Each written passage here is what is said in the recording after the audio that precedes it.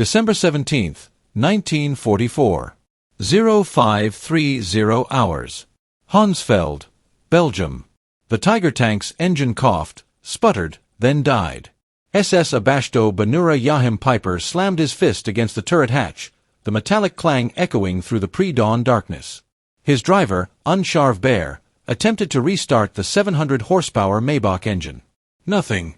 The fuel gauge read empty. Herr Oberanurov Bear called up from his compartment, his voice tight with barely controlled panic. The reserve tank is also dry. Piper climbed down from his command tank, his boots crunching on the frozen Belgian soil.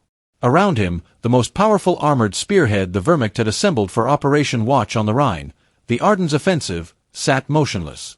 67 tanks, 149 half-tracks, and nearly 5,000 of Germany's most elite Waffen-SS soldiers, all paralyzed by empty fuel tanks.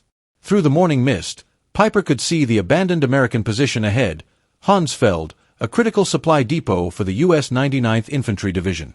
The Americans had fled so quickly they'd left fires still burning in oil drums, coffee still hot in metal cups, and there, lined up like a gift from the god of war himself, stood rows upon rows of jerrycans, thousands of them, the distinctive olive-drab American fuel containers. Piper approached slowly, almost reverently. His adjutant Halbpedam Führer Hans Gruller pried open one can and sniffed Benzin Herr Oceanführer high-octane gasoline as his men began the frantic work of refueling their vehicles. Piper walked among the stockpile counting. The mathematics were staggering. 50,000 gallons enough to fuel his entire Kammgruppe for the push to the Meuse River. Enough to potentially change the course of the offensive. The Americans had abandoned more fuel in this single depot than most German divisions had received in the past 6 months. But as Piper stood among this bounty, watching his men pour American fuel into German tanks, a crushing realization settled over him like the morning fog. If the Americans could afford to abandon such quantities, if they could leave behind what Germany would guard with entire divisions, then this war was already over. Germany hadn't just miscalculated, Germany had fundamentally misunderstood the nature of its enemy. 6 months before Piper's discovery at Hounsveld in June 1944, Albert Speer, Hitler's Minister of Armaments and War Production, had presented the Führer with a report that should have ended all offensive operations immediately. Germany's synthetic fuel production, the lifeblood of the Wehrmacht, had been systematically destroyed by Allied bombing. The Leuna works, which had produced 175,000 tons of fuel in April, managed only 5,000 tons by September. The Burgues hydrogenation plants at Pitz, Blehammer, and Brooks were operating at less than 10% capacity. The numbers told a story of inevitable defeat. In 1944, the United States produced 1.8 billion barrels of crude oil. Germany, including all synthetic production and captured Romanian fields, managed 33 million barrels, less than 2% of American production. The Third Reich was attempting to wage mechanized warfare with horse-drawn logistics. While America was drowning its armies in petroleum abundance, Major Friedrich Simman of the Wehrmacht's Logistics Command had calculated that the Ardennes offensive would require 4.5 million gallons of fuel to reach Antwerp. Hitler allocated 5 million gallons, but only half was actually delivered due to transportation problems. The German High Command was betting the entire offensive on capturing enemy supplies, a strategy that revealed terminal weakness rather than strength. The Americans, meanwhile, had constructed a petroleum pipeline system across France called PLU, Pipeline Under the Ocean, and the Red Ball Express, a massive truck convoy system that delivered 12,500 tons of supplies daily to the front lines. By December 1944, American forces in Europe were consuming 1.2 million gallons of fuel per day and receiving 1.4 million gallons. They were accumulating reserves while fighting. Joachim Piper was not a fool. At 29, he was one of the youngest regimental commanders in the Waffen-SS, holder of the Knight's Cross with oak leaves and swords, veteran of the Eastern Front, where he had learned that in modern warfare, fuel was more precious than ammunition. His Kampfgruppe had been designated the Schwerpunkt, the decisive point of the entire Ardennes offensive. On December 14, 2 days before the offensive, Piper attended the final briefing at Tondorf. General Sepp Dietrich, commanding the 6th SS Panzer Army, was blunt. "You will have enough fuel to reach the Meuse if you capture American supplies." The fuel allocation for Kampfgruppe Piper was 31,000 gallons, enough for 50 miles of combat operations. The distance to the Meuse was 65 miles. The mathematics of failure were built into the plan from the beginning. As his column prepared to advance on December 16th, Piper issued strict orders. Tanks would operate in single file to conserve fuel. Engines would be shut off during any halt longer than 5 minutes, and the capture of American fuel dumps was priority one, above even tactical objectives. The contrast with American operations could not have been starker. That same morning, Captain James Rose of the U.S. 743rd Tank Battalion, stationed just 20 miles from Piper's starting position, recorded in his unit diary. Received fuel resupply 8,000 g. Third delivery this week, storage tanks already at capacity. December 16, 1944. 0530 hours. The German artillery barrage that opened Operation Watch on the Rhine used more ammunition in 2 hours than the Wehrmacht had allocated for entire operations earlier in the war. But even this impressive display masked critical shortages. Piper's column began moving at 7 a.m. Already behind schedule. The roads, which on German maps appeared as highways, were narrow country lanes, many unpaved. Within hours, traffic jams developed as vehicles designed for the Russian steppes struggled through the Ardennes forest. At Lanzarote, Piper's first objective, they encountered unexpected resistance from a single American intelligence and reconnaissance platoon. 18 men who held up the most powerful German armored column for nearly 10 hours. During the delay, Piper's vehicles sat idling, burning precious fuel. When they finally broke through and reached Hansfeld at dawn on December 17th, Piper's column had covered 20 miles and consumed 40% of their fuel. At this rate, they would run dry before reaching the halfway point to the MOS. The American supply depot at Hansfeld was not even a primary facility. It was a forward supply point for the 99th Infantry Division, what the U.S. Army classified as a Class 3B depot, a temporary fuel station. Yet what Piper found there exceeded the monthly fuel allocation for an entire German Panzer division. Hauptführer Hans Gröller later testified, "We found pyramids of jerry cans, each containing 5 gall of gasoline. They were stacked 3 m high, extending for perhaps 200 m. The Americans had not even attempted to destroy them. The captured fuel was high-octane aviation gasoline mixed with motor fuel 80 octane or higher. German vehicles, especially the temperamental Maybach engines in the Tiger tanks, were designed for 74-octane fuel. The American gasoline was actually too good, causing engine problems in several German vehicles. As Piper's men refueled, they made more discoveries. Sergeant Wilhelm Hoffmann found shipping manifests in the depot office. He could read English, having worked in his father's import business before the war. The papers indicated this fuel had been shipped from Texas to New York, across the Atlantic to Liverpool, across the Channel to Normandy, and trucked 400 m to Hansfeld. The journey of over 6,000 miles had taken less than 6 weeks. I showed the papers to Osham Ban Führer Piper, Hoffmann recalled in a 1976 interview. He read them twice, then crumpled them up. He said nothing, but his face went pale. We both understood what this meant. Private Ernst Kara found a stack of Stars and Stripes newspapers dated December 15th, just 2 days old. The headline celebrated the opening of a new fuel pipeline from Cherbourg to Verdun capable of delivering 300,000 gallons per day.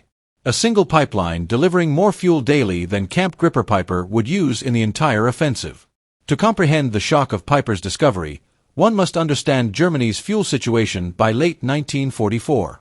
Since May, Allied bombing had reduced synthetic fuel production by 90%. The Luftwaffe was grounding aircraft for lack of aviation fuel. Pilot training had been cut from 250 flight hours to 60 hours. The German Navy's surface fleet had effectively ceased operations.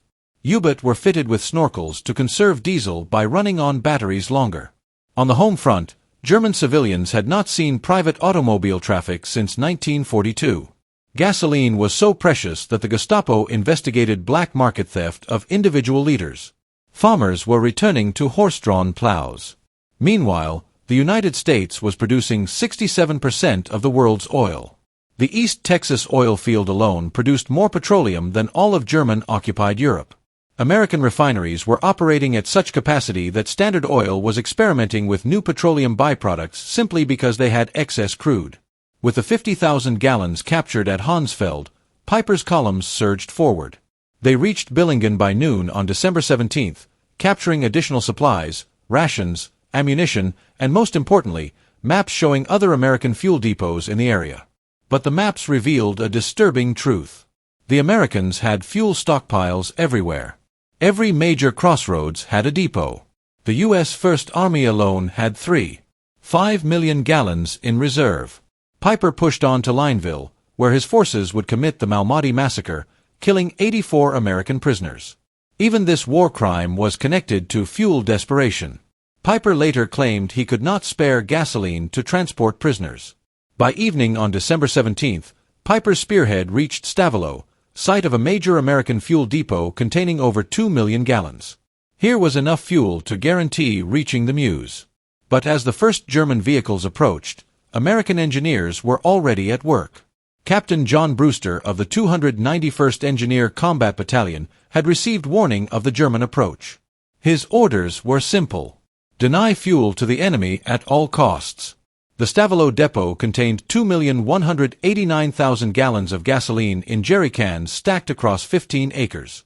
At 16:30 on December 17th, as Piper's advanced guard approached, Captain Brewster gave the order. Engineers poured gasoline trails between the stacks.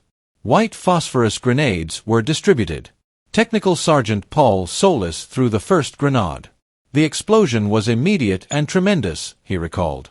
A wall of fire shot up maybe 100 feet within minutes. The entire depot was an inferno. Piper's lead tanks arrived to find a pillar of black smoke rising 1,000 feet into the sky. The fire would burn for 3 days, consuming enough fuel to have powered Piper's entire division to Antwerp and back. Unterfuhr of Baer described the scene. The Obersturmführer stood on his tank turret watching the flames. He said nothing for perhaps 5 minutes. Then he climbed down and told me they can afford to burn 2 million gallons to deny them to us. What are we doing here? Across the Ardennes, American engineers were destroying fuel dumps rather than risk capture. At Tuapan, 1 million gallons burned. At Spar, 2.5 million gallons were destroyed. In total, Americans deliberately destroyed over 8 million gallons during the first week, more than Germany had allocated for the entire operation. The ability to casually destroy millions of gallons was rooted in a supply system beyond German comprehension. The Red Ball Express had delivered 412,000 tons of supplies using 6,000 trucks operating round the clock. Each truck consumed 40 gall daily. The operation itself burned more fuel than German Army Group B received monthly. By December 1944, the Motor Transport Service employed 230 truck companies operating on color-coded routes. The system delivered 20,000 tons of supplies daily, including 3,000 tons of fuel. Colonel James Snyder, Chief Logistics Officer for 1st Army, recorded on December 18th. Fuel receipts yesterday 1,847,000 gallons. Fuel issued 1,623,000 gall. Net gain to reserves 224,000 gall. The pipeline system was even more impressive. Operation Pluto had laid pipes across the English Channel, pumping 1 million gallons daily from Britain. A network of pipelines extended inland. The Cherbourg-Paris line delivered 800,000 gallons daily. The Seine line moved 650,000 gall. By December 1944, Allied forces in Northwest Europe were consuming 7.5 million gallons daily while receiving 8.22 million gallons. They were building reserves during offensive operations.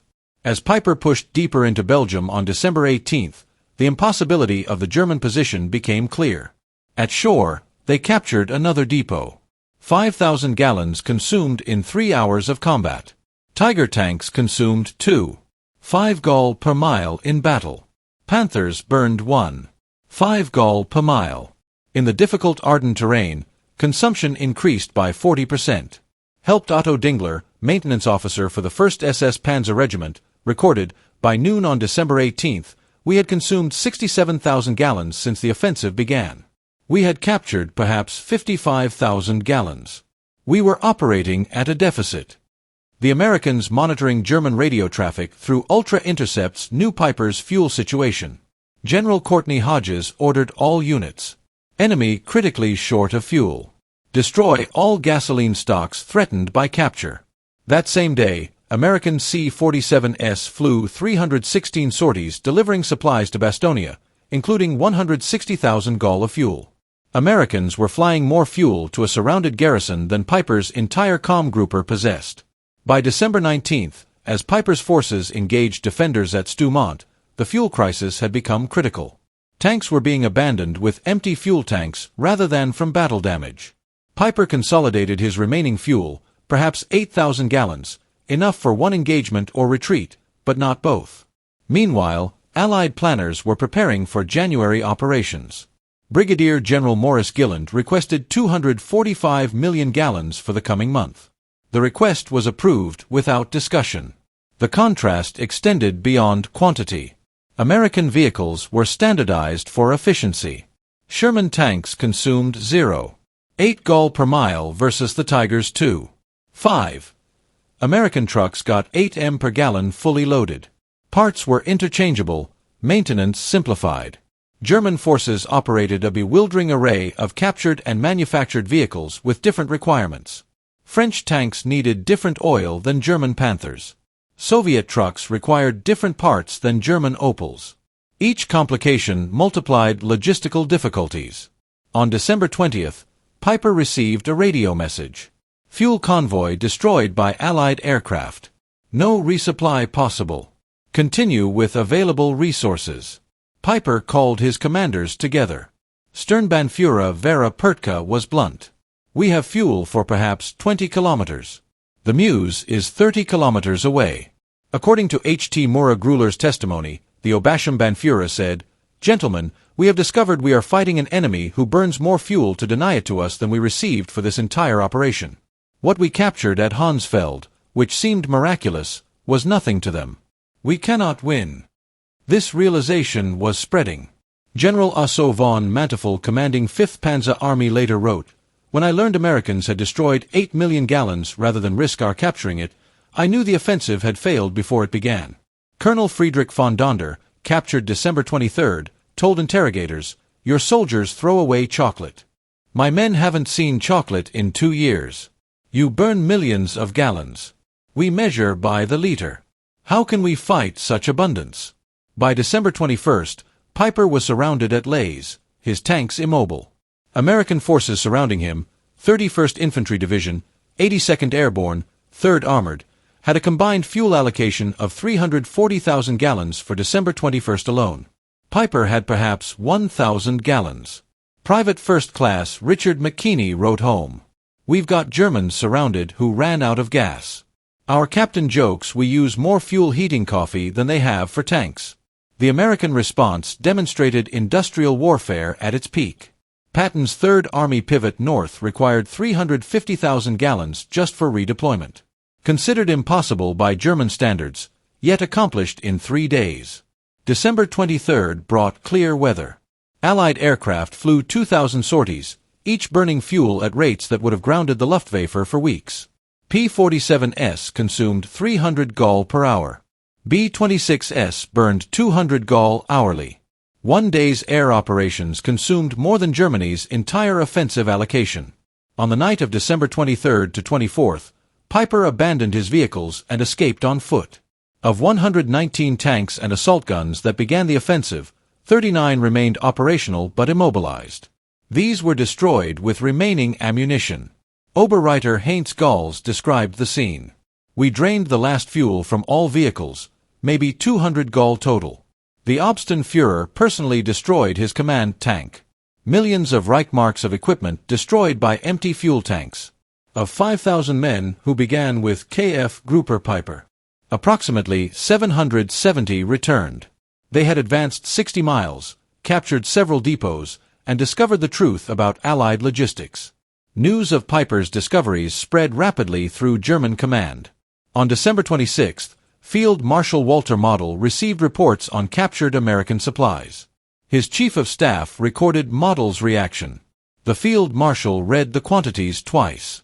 50,000 gallons at Hansfeld, 2 million burned at Stavelot, 8 million destroyed rather than captured. He said, "We are not fighting the same war." Hitler, informed December 28th, refused to accept reality. Speer wrote, "Hitler insisted the numbers were propaganda.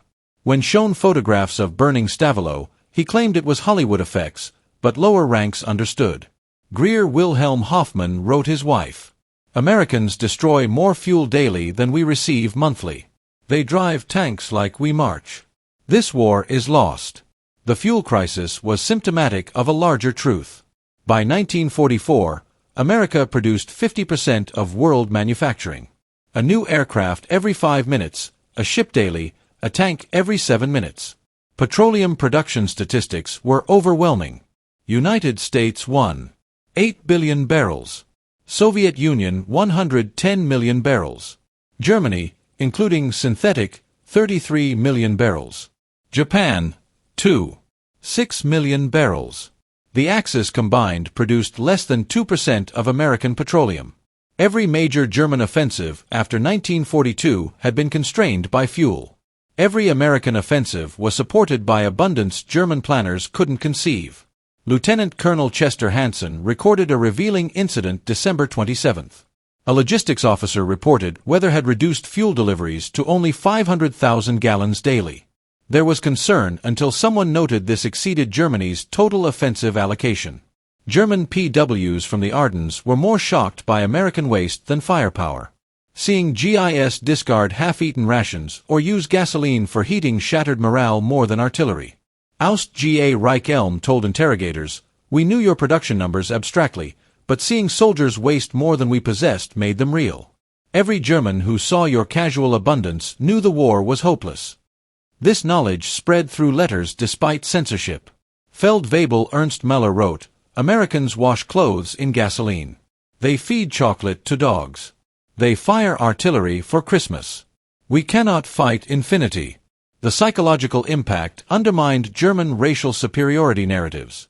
How could decadent Americans possess such wealth while the master race scraped for necessities? During Nuremberg trials, German leaders consistently cited logistics, particularly fuel, as decisive. Field Marshal Kittel testified, "We had operational superiority 1940-41. By 1944, we couldn't move forces for lack of fuel while Americans moved armies like chess pieces." Piper, tried for the Malmedy massacre, offered revealing testimony. Every decision after December 17 was influenced by fuel shortage. We couldn't maneuver, pursue, or retreat effectively. Americans moved freely while we counted liters. General Heinz Guderian wrote, "When Piper captured 50,000 gallons, meaning everything to him but nothing to Americans, the war was over." The story resonates because it represents when industrial warfare reached its conclusion. Wars were won by production statistics, not warrior courage. The romantic notion of warfare died in the Ardennes among empty fuel tanks. Dr. Richard Overy calculated that by 1944 Allied to Axis production ratios exceeded 5-1 in major categories. In petroleum it approached 50-1. These advantages couldn't be overcome by superior training or tactics. America produced 324,750 aircraft during the war. Germany 119,97. Americans built 88,410 tanks. Germany 46,857. But most tellingly, America refined 1.8 billion barrels of oil in 1944 alone, while Germany scraped together 33 million barrels. December 24, 1944. As Piper's men slipped through American lines on foot, abandoning 39 tanks, 70 half-tracks, and 177 other vehicles, the magnitude crystallized. They had captured 50,000 gallons, seemingly miraculous, only to learn it was meaningless to an enemy who could burn millions. Unterführer reflected in 1975. That morning at Hansfeld, finding American fuel, we celebrated like winning the lottery. By evening, learning about Stavelot burning, we understood we'd already lost. Americans had so much they could destroy what we'd die to possess. The 50,000 gallons was less than a single American armored division consumed in 2 days. Less than the Red Ball Express burned in 3 hours, a rounding error in Allied daily consumption. Major General J. Lorton Collins later wrote, "Germans' desperate attempts to capture fuel revealed their miscalculation. They assumed we valued fuel as they did, as irreplaceable. They couldn't comprehend we had so much we could burn millions rather than risk tactical disadvantage." Operation Watch on the Rhine failed through immutable mathematics of industrial warfare. The offensive consumed approximately 2.8 8 million gallons, 40% overall allocation, the difference from captured supplies. During the same period, Americans consumed 267 million gallons, nearly 100 times more. The Wehrmacht lost 100,000 men, 800 tanks, 1,000 aircraft. But most devastating was loss of illusions. Every German witnessing American abundance understood Germany wasn't fighting a war, but participating in its own execution. Jim Piper survived imprisoned until 1956 for war crimes. On July 14, 1976, he was murdered at his French home by unknown assailants. But in 1967, he told historian Henry Lehman, "Finding that depot was the worst thing. If we'd run out earlier, we might have retreated with dignity. Instead, we discovered Americans had oceans while we had drops. We discovered impossibility." The lesson extends beyond World War II. In industrial warfare, logistics supersedes tactics. Production overwhelms courage. Abundance defeats dedication. The German soldier of 1944 was arguably better trained and more experienced. It didn't matter. Americans were backed by an industrial machine that could waste more than Germany could produce. This truth was encoded in every jerry cannon at Honsfeld, every gallon burned at Stavelot, every pipeline across France. Wars between industrial powers would be won by factories and refineries, not brilliant generals. Colonel Trevor Dupuy calculated that in December 1944, each American soldier was supported by 67 of supplies daily. Each German received 3 pounds. Americans complained about waste. Germans would have considered American waste unimaginable abundance. In 1984, 40 years after the battle, veterans gathered at Leys. The museum displays Piper's Tiger tank, still positioned where it ran out of fuel. December 23, 1944. Former Unratia Karl Wortmann stood beside the tank with former Staff Sergeant Roy Anderson of the 30th Infantry Division. "We always wondered why you stopped," Anderson said. "We thought it was tactical." Wortmann laughed bitterly. "We stopped because tanks were empty. You burned millions to keep it from us. How could we fight that?" Anderson was quiet, then said, "We never knew you were that short. We had so much we never thought about it." That exchange captured December 1944's truth. One side measured by the gallon, the other by millions. One fought for each jerry can, the other burned oceans. The outcome was predetermined. German records provide damning evidence.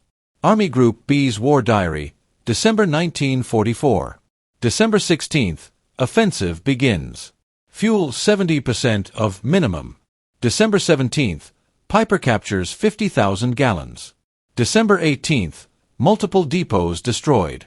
5+ million gallons lost. December 19, fuel critical units immobilized.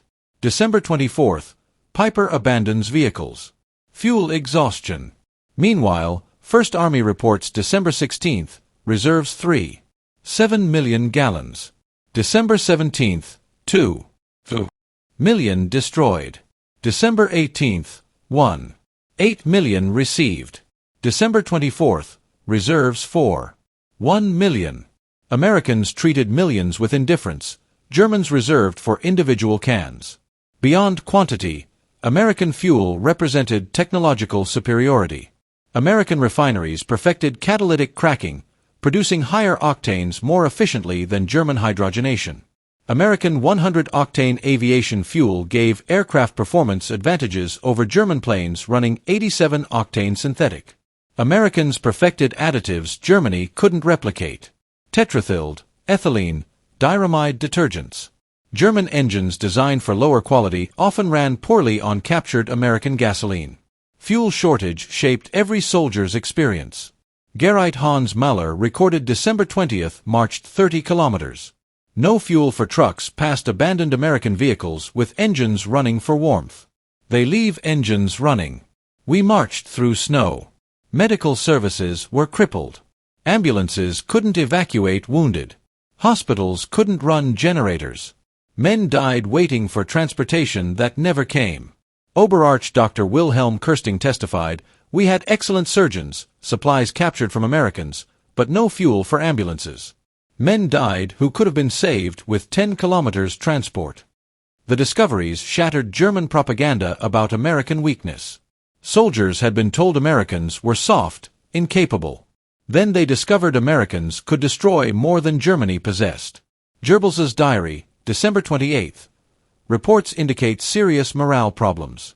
Soldiers write about American superiority, undermining our narrative. But stories spread faster than censorship. The myth of German superiority couldn't survive contact with American logistics. The Ardennes failure meant Germany had no options except desperate defense. General Jodl testified at Nuremberg, "After the Ardennes, we knew it was lost. We'd played our last card and discovered the enemy held all aces." Recognizing German desperation, Allies focused on destroying fuel production. By February 1945, German fuel production ceased. The Luftwaffe was grounded. Training can-led. The Wehrmacht became static, destroyed piecemeal by mobile enemies. Spring 1945 brought surreal scenes. German units surrendered from immobility, not defeat. Entire panzer divisions sat helplessly as Allies drove past. General Major Fritz Baulein described, "We had 42 operational tanks, experienced crews, ammunition. We had 300 L fuel, not enough for the next town. We destroyed our tanks and walked to captivity." Meanwhile, American advance was constrained only by traffic jams from vehicle abundance. Third Army alone had 15,000 vehicles. Camp Grouper Piper's fuel crisis demonstrates how industrial capacity determined World War II's outcome. When Piper stood among captured Gerians that December morning, he glimpsed truth. They fought an enemy whose waste exceeded their need. The numbers tell everything. German offensive allocation, 5 million gallons. Fuel destroyed by Americans, 8 million gallons. Daily American consumption, 7.5 million gall. Piper's capture at Honsfeld, 50,000 gall. Percentage of American daily supply 0.6%. The Battle of the Bulge killed 19,000 Americans, perhaps 100,000 Germans. It destroyed Wehrmacht's last reserves. But its lasting impact was spreading knowledge through German ranks. America possessed incomprehensible abundance. Piper's discovery wasn't just about fuel, but industrial warfare's nature. Victory belonged to whoever produced the most petroleum, steel, aluminum. Germany never had a chance. The final irony, American forces cataloging abandoned German equipment at Leyes found 39 perfect tanks abandoned solely for lack of fuel. Major Robert Harrison's salvage report noted, fuel required 8,000 gallons. Classification minimal. Source, local reserve. Time 4 hours. What was impossible for Germans, 8,000 gallons to save their best tanks, was beneath American notice. A minor request using local reserves exceeding KG Grouper Piper's peak strength. This was Piper's discovery at Honsfeld. Not just that America had more fuel, but that American abundance operated on a scale making German scarcity irrelevant. The war was over when American industrial capacity mobilized. Honsfeld revealed what had been true since 1942. Germany fought the impossible, measuring defeat in gallons, while America measured victory in oceans. The Tiger tank sits in Leglas Museum, fuel gauge empty, monument to when tactical excellence met logistical reality and lost. Visitors ask why such powerful tanks were abandoned. The answer, no fuel.